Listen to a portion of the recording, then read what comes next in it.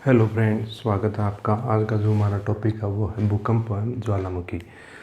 जो बार बार जो परीक्षा में इस टॉपिक से बहुत महत्वपूर्ण क्वेश्चन पूछे जाते हैं, आज हम इस टॉपिक को क्लियर करेंगे और उम्मीद करते हैं कि आपको हमारा ये चैप्टर बहुत अच्छा लगेगा।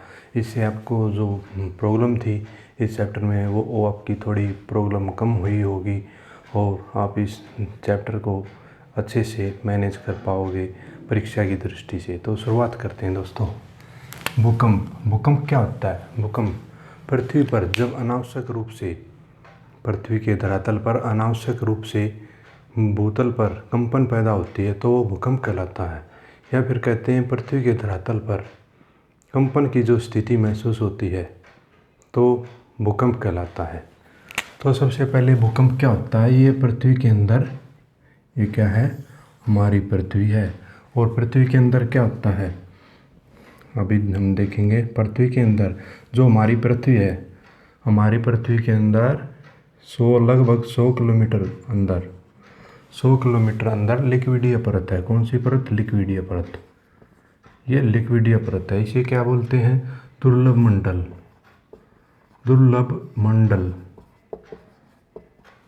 दुर्लभ मंडल जो ये परत है, ये बहुत सी प्लेटें हैं इस मंडल में। कितनी? बहुत सारी प्लेटें हैं, जो बहुत नज़दीक बहुत सारी प्लेटें हैं। और जो उन प्लेटों में जो गति होती है, गति के कारण जो घर्षण होता है, घर्षण से भूकंप आता है। तो ये कैसे हैं? ये ऐसे प्लेट होती हैं, पास में बहुत सारी प्लेटें होती हैं। तो इनमें से एक प्लेट ऊपर जा रही है, एक प्लेट नीचे जा रही है। तो क्या होता है? रूपांतर गति, और रूपांतर गति उत्पन्न होती है। पृथ्वी के धरातल पर जब एक प्लेट नीचे और एक प्लेट ऊपर जाती है तो इनके घर्षण के कारण जो गति होती है वो कौन सी गति होती है? रूपांतर गति। फिर नेक्स्ट है ये, फिर जब प्लेटें दोनों, जो ये प्लेट हैं ये अलग अलग दिशा में जाती हैं तो क्या होता है? ये अपचयन, अपसारी गति होती है।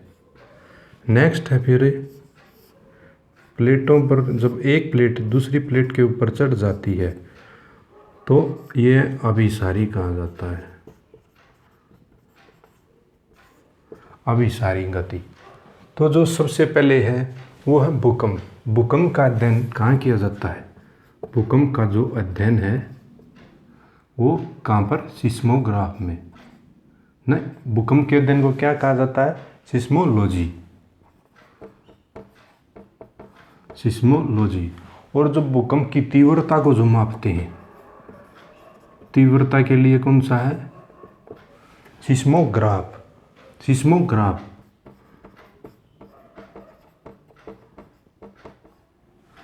और जैसे बार बार फिर न्यूज़ में आता, कहीं भी भूकंप आ जाए तो रिएक्टर स्केल पर भूकंप की जो पैमाना था वो 6.4 था। तो वो किस से मापते हैं? जो भूकंप की जो स्पीड मापते हैं, किससे? रिएक्टर स्केल से। तो एग्ज़ाम में ये क्वेश्चन आएगा कि भूकंप के अध्ययन को क्या कहा जाता है? सिस्मोलॉजी। भूकंप की जो तीव्रता का अध्ययन है वो क्या बोला जाता है? सिस्मोग्राफ। और भूकंप की स्पीड को कैसे मापते हैं? कहीं पर कोई भी भूकंप आ जाता वो कैसे मापी जाती है? रिएक्टर स्केल पर, जो ये पैमाना होता है। तो ये जो गति होती है, आपको पता है जब एक प्लेट ऊपर की तरफ एक प्लेट नीचे की तरफ जाती है तो रूपांतर गति होती है। तो इसी गति के कारण क्या होता है? जो ये प्लेटों की गति का सिद्धांत दिया, ये किसने दिया है? प्लेट टेक्टोनिक थ्योरी किसने दी? प्लेट टेक्टोनिक ये थ्योरी किसने दी? ये प्लेटों की गति से संबंधित ये नियम किसने बताया? वैगनर महोदय ने। एग्जाम में ये क्वेश्चन आएगा कि जो प्लेटों की गति का सिद्धांत किसने दिया, तो वो किसने दिया, वैगनर मोहते ने। उन्होंने क्या बताया, जो ये रूपांतर गति है, जब एक प्लेट ऊपर की तरफ एक प्लेट नीचे की तरफ जाती है, जो रूपांतर गति के कारण क्या होता है, भूकंप आता है। तो किस गति के कारण भूकंप आते हैं, रूपांतर गति के कारण। इसी तरह फिर जो अपसारी गति है, अपसारी गति के कारण क्या होता है, ज्वालामुखी का निर्माण होता है। और जो अभिसारी गति है, इसके निर्माण से क्या होता है, जब ये प्लेटें आपस में ऊपर चढ़ जाती हैं, पर्वत निर्माण होता है। आपको पता है दोस्तों, जहाँ पर आज हमारा हिमालय पर्वत है, पहले वहाँ पर तैतीस सागर हुआ करता था। फिर क्या हुआ, जो प्लेटों में आपस में एक प्लेट दूसरे प्लेट के ऊपर चढ़ जाती है, और चढ़ने के कारण नवीन जो पर्वत का निर्माण होता है, हिमालय उसी का उदाहरण है। जो ये तो किस गति के कारण हुआ, अभिसारी गति के कारण हिमालय पर्वत का निर्माण हुआ। और जो हमारे ये जम्मू कश्मीर है, हिमाचल प्रदेश है, बिहार है, हिमालय से अलग राज्य है, वहाँ पर सबसे ज़्यादा भूकंप इसलिए आते हैं क्योंकि जो प्लेटों की जो गति होती है, घर्षण होता है, उसी के कारण सबसे ज़्यादा भूकंप आते हैं। तो फिर इसी में है, इसके अलावा इनमें क्या होता है, पी गति, यानी कि प्राइमरी वेज। भूकंप, जब यहाँ पर भूकंप आया, ये हमारी पृथ्वी है, तो प्राइमरी वेज निकलती हैं यहाँ से। ये क्या था, यहाँ पर ये उद्गम केंद्र था। जब यहाँ पर भूकंप आया तो जो ये जब ये शैलें आपस में टकराती हैं, या जो ये प्लेटें आपस में टकराती हैं, तो घर्षण के कारण क्या होता है, उद्गम क्षेत्र बन जाता है। तो उद्गम क्षेत्र को क्या कहते हैं, ये उद्गम केंद्र होता है, उद्गम केंद्र। तो जहाँ पर क्या भूकंप बन गया, वो कौन सा क्षेत्र हुआ, उद्गम केंद्र।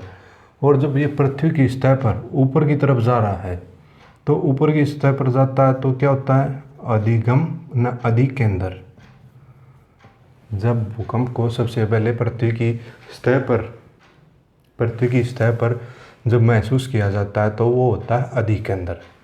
और यहाँ से फिर क्या होता है, उद्गम केंद्र से धीरे धीरे जो कंपन होती है, कंपन धीरे धीरे पृथ्वी की वास्तविक सतह पर जाती है, और हमें फिर वहाँ पर भूकंप का पता चलता है। ठीक है। तो जो ये प्राइमरी वेव बता रहे थे अभी, ये प्राइमरी वेव क्या होती हैं, ये जो प्राइमरी वे हैं, इनकी गति, ये जो वैगनर मोहते ने बताया है कि जो प्राइमरी वे हैं, उनकी गति 8 किलोमीटर पर सेकंड की गति से होती है। ये पृथ्वी के केंद्र से होकर गुजरती हैं। और फिर आगे है सेकेंडरी वे। सेकेंडरी ये 4 किलोमीटर पर सेकंड की स्पीड से आती हैं। फिर है लव वेव्स, ये इनकी जो स्पीड है वो 1.5 से 3 किलोमीटर पर सेकंड की गति से। तो जो सबसे पहले आती हैं प्राथमिक तरंगे, वो कौन सी होती हैं, प्राइमरी वेव्स। उनकी स्पीड कितनी, 8 किलोमीटर पर सेकंड।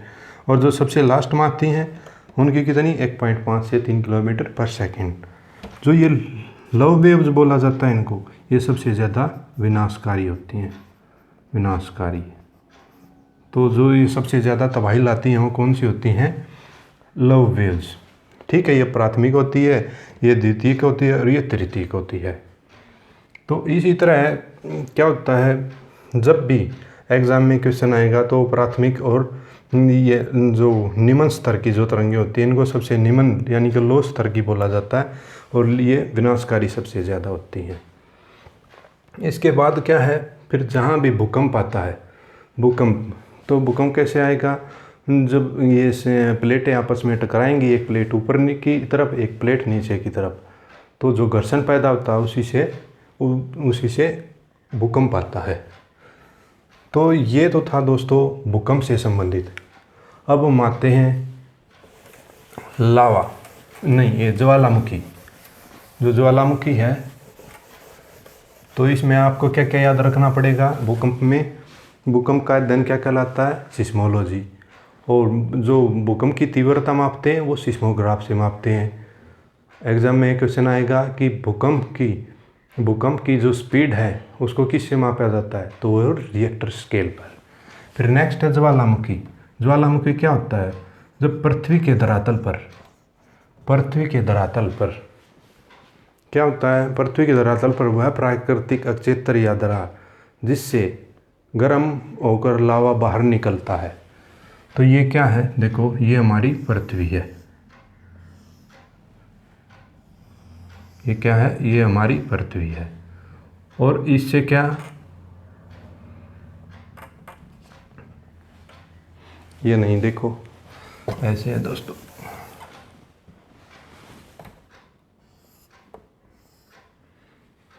ये क्या है? ये हमारी पृथ्वी है और ये मैग्मा है। और ये क्या है? इसका मुख है, ज्वालामुखी का मुख है।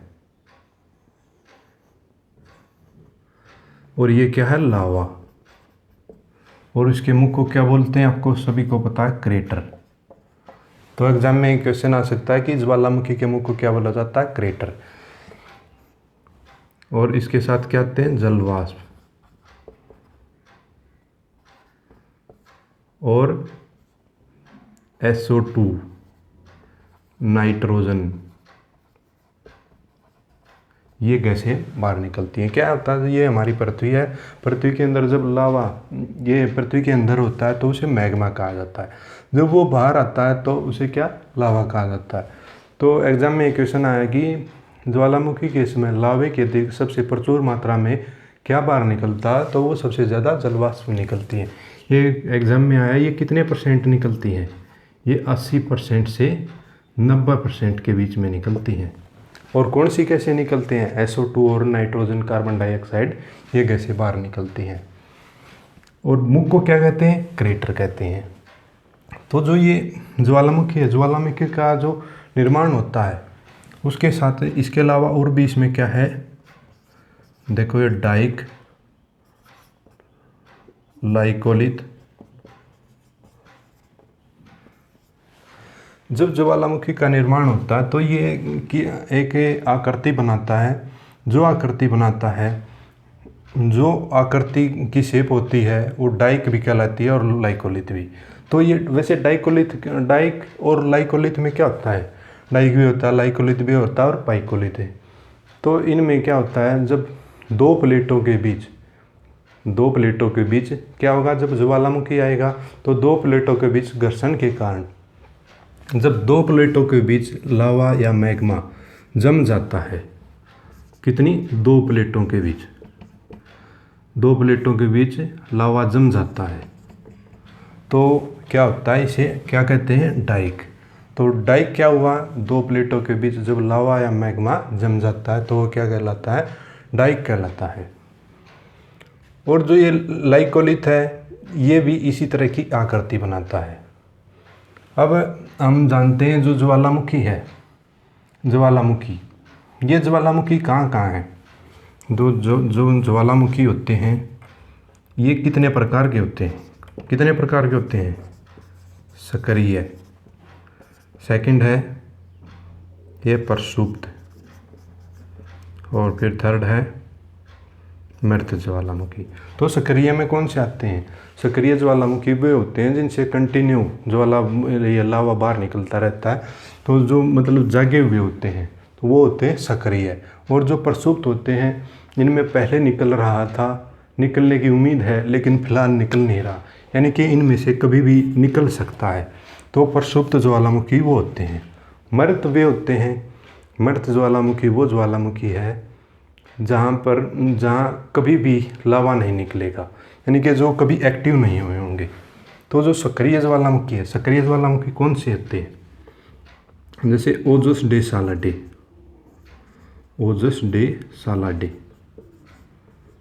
ये जो ओजस डे सालाडे ये कैसा है? ये दोस्तों आपको कुछ ऑब्जेक्टिव खुद भी बनाने पड़ेंगे। और जो ये जो सक्रिय हैं, प्रसुप्त हैं, मृत हैं, जो मोस्ट इम्पोर्टेंट हैं, आपको जो एग्ज़ाम में बार बार पूछे जाते हैं, उनको एक बारी अपनी तरफ से जो ऑब्जेक्टिव टाइप बनाओगे आप, उनसे आपको और भी बेहतर ढंग से समझ में आएगा फिर। ठीक है। तो ये ओजस डे सालाडे कहाँ पर है? ये चिली और अर्जेंटीना की सीमा पर है। अर्जेंटीना और चिली की सीमा पर है। तो ये है दोस्तों सक्रिय ज्वालामुखी। जैसे फिर क्या होता है फ्यूजीनामा। फ्यूजीनामा कहाँ है? जापान में है। और क्या होता है ये एडवा। एडवा एडवा कहाँ है? ये इटली में है। इटली में। आप दोस्तों इन ऑब्जेक्टिव को अपनी नोटबुक्स में से बहुत ही अच्छी तरह से उनको याद करें, क्योंकि क्या होता है यहाँ पर जो बेस होता है, यहाँ पर जो मोस्ट इम्पोर्टेंट होते हैं हम आपको बहुत आसानी से समझा देते हैं। और जो भी ऑब्जेक्टिव क्या होता है एग्ज़ाम में कहीं से भी पूछ लिए जाते हैं, तो थोड़ा सा आपको भी इस पर टाइम देना होगा और अच्छे से मेहनत करनी होगी। तो अब और क्या है, भारत में कौन सा है? भारत में कौन सा है? भारत में है बैरन ज्वालामुखी। बैरन ज्वालामुखी। ये ज्वालामुखी कहाँ पर स्थित है? भारत में एकमात्र ज्वालामुखी है और वो अंडमान निकोबार द्वीप समूह में है। कहाँ पर? ये बैरन ज्वालामुखी कहाँ है? भारत में है। तो दोस्तों बहुत सारे ऐसे भी क्वेश्चन होते हैं, जैसे जो भी क्वेश्चन होंगे वो क्या होते हैं, जैसे अब पूछ लें आपसे कि ऐसा कौन सा महाद्वीप है जहाँ पर एक भी ज्वालामुखी नहीं है, तो वो कौन सा है? आप सभी को पता है ऑस्ट्रेलिया महाद्वीप है, जहाँ पर कोई भी एक भी ज्वालामुखी नहीं है। और जो ये जैसे ओजोस डे सालाडे है, फ्यूजीनामा है, ये कहाँ पर है? फ्यूजीनामा जापान में। तो इसी तरह दोस्तों आपको बहुत अच्छे से मेहनत करनी होगी जो आप ऑब्जेक्टिव बनाओगे। तो जो ये थे ये क्या होते हैं, देखो इसके अलावा ये क्या है? भूमध्य सागर। भूमध्य सागर, भूमध्य सागर में आपको पता है भूमध्य जो सागर है, भूमध्य सागर में कौन सा ज्वालामुखी है?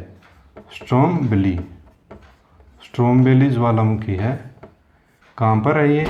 भूमध्य सागर में है। तो दोस्तों जो भूमध्य सागर का जो प्रकाश स्तंभ कहा जाता है वो स्ट्रोम्बोली को कहा जाता है। अब फिर जैसे जो ये प्रशांत महासागर है, आपको पता है जो प्रशांत महासागर में क्या होता है, एक तरफ है एशियन प्लेट है, एशियन प्लेट है, एक तरफ अफ्रीका है और एक तरफ नॉर्थ अमेरिका है और एक तरफ साउथ अमेरिका है। तो इनमें क्या होता है, जो ये प्लेट होती हैं इनमें घर्षण के कारण जो प्रशांत महासागरीय क्षेत्र होता है इनमें ज्वालामुखी का निर्माण होता है। और इस क्षेत्र को फिर जो प्रशांत महासागर को क्या कहा जाता है? Fire of ring. Fire of ring यानी कि अगली विलय कहा जाता है। Ring, fire of ring. तो ये ऐसे क्वेश्चन है क्योंकि जो ये भूमध्य सागर का जो प्रकाश स्तंभ है वो कौन सा ज्वालामुखी है? स्ट्रोम्बोली। यह सक्रिय ज्वालामुखी है और जहाँ पर क्या होता है रात के समय में आसपास के क्षेत्र में आसपास का क्षेत्र प्रकाशमान हो जाता है, इसी कारण इसे भूमध्य सागर का प्रकाश स्तंभ कहा जाता है। तो जो भी एग्ज़ाम में मोस्ट इम्पोर्टेंट क्वेश्चन होते हैं वो ज़्यादातर कहाँ से? ये प्रशांत महासागरीय क्षेत्र से ही पूछे जाते हैं, क्योंकि जो ज्वालामुखी सबसे ज़्यादा वो वहीं पर आते हैं। तो दोस्तों इसी के साथ हमारा ये चैप्टर पूरा हुआ। दोस्तों आपसे हमें उम्मीद है कि आप हमेशा अच्छे से अपनी मेहनत करते रहोगे और अगर हमसे कोई भी क्वेश्चन यहाँ पर रह जाता है या हमसे कोई गलत हो जाता है तो आप उसको अपनी दोबारा से अपनी ऑब्जेक्टिव बुक में उठाओगे और उसको अच्छे बेहतर ढंग से तैयारी करोगे। दोस्तों हमारा ये उद्देश्य नहीं है कि आप हमारी वीडियो देखें, हमको लाभ होगा, हमको लाभ तब होगा तब आपको लाभ होगा। तो हम हमेशा आपके लिए इसी तरह वीडियो लेकर आते रहेंगे। आप अपना चैप्टर क्लियर करना और इसे रटना ना पड़े दोस्तों, पढ़ो ऐसे कि मन लगाकर कि पढ़ने को जी भी करे। तो थैंक यू दोस्तों, नेक्स्ट वीडियो मिलते हैं। धन्यवाद दोस्तों।